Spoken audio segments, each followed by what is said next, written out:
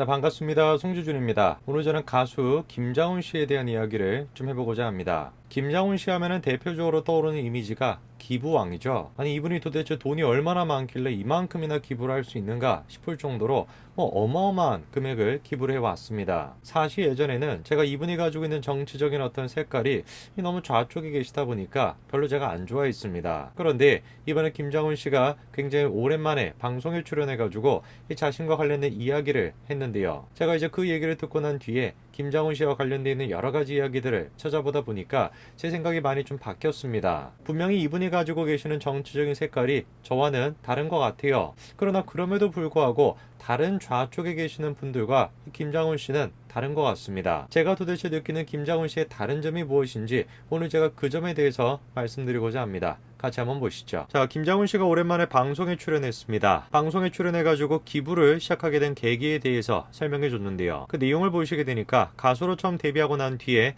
경제적인 상황이 별로 안 좋았나 봅니다. 이뿐만 아니라 어머니의 상황도 별로 좋지 않았던 것 같은데요. 교회에서 얻어온 쌀로 끼니를 때울 정도였다라는 거죠. 자, 그런데 이후에 가수로 좀 어느 정도 성장을 하고 난 뒤에 어머니가 그 성공을 다른 사람에게도 나눠야 하지 않겠냐. 그 얘기를 듣고 난 뒤에 어머니를 따라 처음으로 나눔의 길로 가게 됐다라는 거죠. 분명히 저 부분에 대해서는 우리가 본받을 점이 있습니다. 그 어렸을 적부터 계속 해가지고 가난에 쪼들려 왔는데 그 나중에 돈을 많이 벌면은 대부분의 사람들 같은 경우는 어떻습니까? 그 돈 번 거를 쓰는데 바쁘죠. 그런데 김장훈 씨는 자신의 어린 시절을 생각해가지고 버는 대로 족족 나눠줬다라는 거죠. 그런데 이 기부에 대해서도 뭔가 좀 묘한 이야기가 하나 있었죠. 재미탐사보도 전문 블로거 안치홍 씨가 김장훈 씨의 기부에 대해서 의문을 제기했는데요. 그 한마디로 얘기해서 기부가 거짓이라는 겁니다. 해외에서 김장훈 씨가 약속한 기부를 전혀 이행하지 않았다라는 것이죠. 실제로 그래서 언론사가 김장훈 씨의 기부 내용을 확인을 해보니까 해외에서 9건의 기부를 약속했는데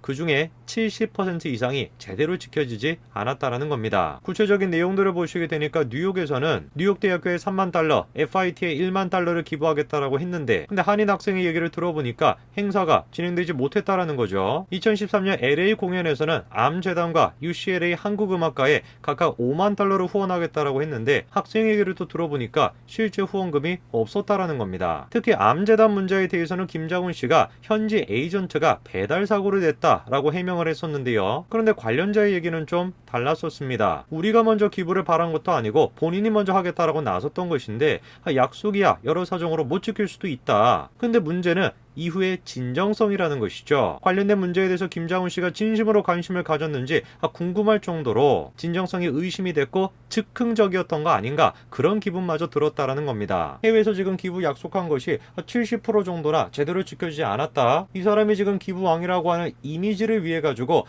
즉흥적으로 기부 약속을 하고 그거를 실제로 못 지키는 그런 사람인 거 아니냐. 그런데 또 희한한 것은 해외 기부에 대해서는 저런 식으로 잡음이 많았지만 국내 기부에 대해서는 굉장히 좀 잘 지켜진 것 같습니다. 2007년 당시에 양육시설에 기부한 액수만 해도 30억 가까이 됐다라는 것이고요. 그 관계자 얘기를 들어보니까 현금만 후원하는 것이 아니라 생필품을 사다 주고 콘서트 티켓 등도 준다라는 거죠. 뿐만 아니라 독도 문제에 대해서도 굉장히 관심이 많으신 것 같습니다. 방크에 5억 원 이상 후원을 했고 세종대 독도연구소에 1억 원을 후원하기도 했다라는 겁니다. 그러니까 실제로 후원을 한 금액만 따져보더라도 수십억 가까이가 되는 거죠. 저는 이런 점들을 생각해보면 이 김장훈 씨가 이미지를 위해 가지고 뭔가 즉흥적으로 진실성도 없이 그런 약속을 했을까? 저는 그렇게 생각하지 않습니다. 오히려 이분이 제가 봤을 때 너무 그냥 순수하신 분 같아요. 막 정의감에 불타오르니까 그 순간적으로 그거를 약속을 했고 분명히 그 순간에는 그거를 지킬 진정성이 있었지만 여러 가지 형편에 따라 가지고 못 지키게 된 것이다. 저는 그렇게 생각이 듭니다. 실제로 이날 방송에서도 돈이 생기는 대로 기부를 다 하고 나니까 돈이 지금 하나도 없다라고 밝혔는데요. 노후가 불안하지 않냐? 라는 질문에 대해서는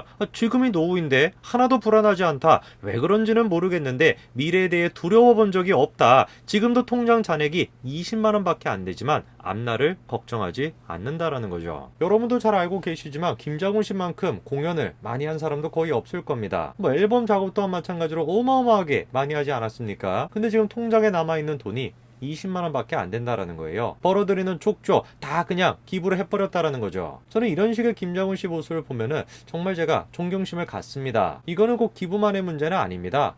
기부가 아니라고 할지라도 자기가 생각하기에 가치 있는 무엇인가 그거를 위해 가지고 온 정신을 다 쏟고 온 노력을 다한다라는 거, 이거 얼마나 대단한 일이겠습니까? 그런데 김장훈 씨에 대해서 분명히 염려가 되는 부분도 있죠. 통장 잔고가 20만 원밖에 없다라고 하는데 이 사람 너무 돈키호테 같은 거 아니냐, 꿈만 쫓으면서 현실에 대한 고려가 전혀 없는 거 아니냐, 분명히 그런 염려가 있을 수도 있습니다. 김장훈 씨의 이런 식의 모습이 자신의 정치적인 소신에서도 드러났었는데요. 자, 여러분 아마 기억하시는 분들도 계시겠습니다만 김장훈 씨가 이명박 대통령의 취임식에서 공연을 했었습니다. 야, 저거 좀 놀라운 모습이죠. 김장훈 씨라고 한다면 좌파 쪽에 있는 그런 사람인 것 같은데 어떻게 된 것인지 이명박 대통령 취임식에서 공연을 했었던 겁니다. 근데 또 놀라운 것이 무엇이냐, 정작 김장훈 씨는 이명박 대통령을 찍지 않았다라는 것이에요. 김장훈 씨의 이런 식의 소신 행보는 계속해가지고 이어졌습니다. 김장훈 씨는 실제로 박근혜 전 대통령을 만나기도 했었는데요. 그냥 단순하게 만나는 것뿐만 아니라 박근혜 당시 위원장이 김장훈 씨의 도시락 데이에 깜짝 방문하기까지도 했었죠. 그리고 실제로 이런 식으로 사이가 그렇게 나쁘지 않았습니다. 뭔가 좀 이상하죠? 근데 내가 기억하고 있는 김장훈 씨는 좌파 쪽 사람인데 이게 어떻게 된 것일까? 그런 모습을 보여줬던 김장훈 씨가 나중에는 뭐라고 했습니까? 박근혜 전 대통령이 이렇게나 무능할 줄은 몰랐다. 당시에도 솔직하게 얘기하지 않았습니까? 누구도 자기가 지지한 적은 없었다. 그러나 원칙을 따지고 로비에 얽히지 않는 박 대통령이 잘할 줄 알았다. 이렇게까지 무능할 줄은 몰랐다라고 얘기했었죠. 저는 이런 식의 김장훈 씨의 모습을 보면은 다른 좌파 연예인들과는 좀 다르다라는 생각이 듭니다. 의도 자체가 악한 사람이 아닌 것 같아요. 분명히 현실적인 판단은 잘못된 부분도 있습니다. 근데 그거는 정말 글자 그대로 무지해서 그런 것 같아요. 뭔가 이분이 이런 식의 발언을 하면은 자신에게 유리해질 것이다, 자신에게 뭔가 이익이 오는 것이 있을 것이다, 그런 생각을 하는 기회주의자가 아닌 것 같습니다. 이렇게 순수하신 분들이 자신의 의도와는 전혀 상관없이 현실 속에서 문제를 만들어내기도 합니다. 김장훈 씨가 굉장히 오랜 기간 동안 후원을 했었던 새소망의 집이 폐쇄 위기에 빠졌다라고 하는 보도가 나왔었는데요. 그 새소망의 집과 관련돼 가지고 수많은 의혹들이 쏟아져 나왔었죠. 저게 김장훈 씨의 의도와는 상관없이 벌어질 수 있는 문제점인 겁니다. 당연히 김장훈 씨는 그런 의도를 안 가지고 있었겠죠. 그러나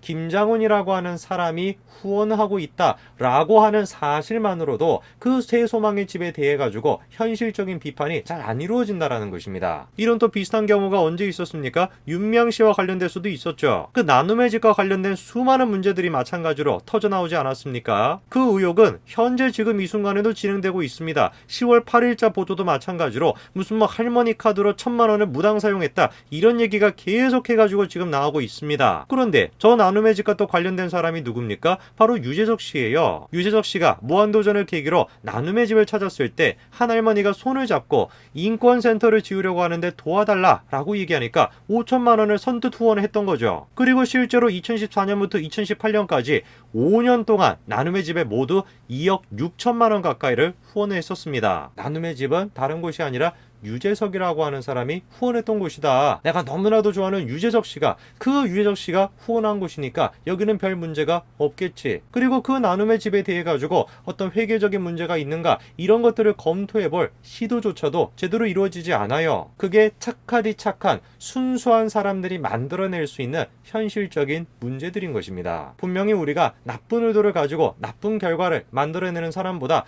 착한 의도를 가지고 나쁜 결과를 만들어내는 사람이 도덕적으로 더 선하다라고 얘기할 수도 있을 겁니다. 그러나 불행하게도 현실이라고 하는 것은 도덕에 의해서만 움직이는 것이 아니죠. 사실상 현실이라고 하는 것은 결과적으로 나쁜 결과가 나왔다라고 한다면 그게 다인 경우가 더 많습니다. 그래서 우리는 나쁜 의도를 가지고 있는 사람을 경계하는 것과 마찬가지로 착하디 착한 의도를 가지고 있는 사람도 마찬가지로 경계를 해야 됩니다. 그것을 한마디로 얘기해서 우리가 어떤 한 개인을 영웅시해서는 안 된다라는 것이죠. 어떤 한 영웅이 가지고 있는 이미지, 그 이미지는 강력한 힘일 수도 있고 너무나 착한 사람일 수도 있고 너무나 순수한 사람일 수도 있습니다. 그 영웅은 수만 가지 다양한 특징들을 가지고 있죠. 우리 사회가 정말로 건전해지기 위해서는 이 영웅들의 특성에 사람들이 속아서는 안 됩니다. 이근대이처럼 저렇게 강력한 사람이 설마 그런 짓을 저지르지는 않겠지. 유재석 씨처럼 그렇게 착한 사람이 설마 그런 짓을 저지르지는 않겠지. 김장훈 씨처럼 저렇게나 순수한 사람이 설마 그런 짓을 저지르지는 않겠지. 설마 그렇지는 않겠지. 라고 하는 모든 생각은 이미지로부터 만들어지게 됩니다. 저는 그래서 김장훈 씨한테 간곡하게 부탁드리고 싶습니다. 김장훈 씨가 공인의 위치에 있다는 이유만으로 김장훈 씨의 의도와는 전혀 상관없이 수많은 다양한 사건들이 벌어질 수 있다는 걸 김장훈 씨가 꼭 기억해 주셨으면 좋겠습니다. 그렇기 때문에 자기가 만약에 정치적인 어떤 행보를 하거나 자기가 만약에 정치적인 발언을 하는 데 있어가지고 그냥 단순하게 감정에 치우쳐가지고 하는 것이 아니라 현실적으로 이성적으로 한번 판단해 보시고 행동하시기를 제가 간곡하게 부탁드립니다. 억울하실 수도 있지만 나라고 왜 그렇게 해야 되냐 억울하실 수도 있지만 그것이 공인으로서 가져야 되는 책임감이 아닐까 싶습니다. 오늘까지 말씀드리겠습니다. 감사합니다.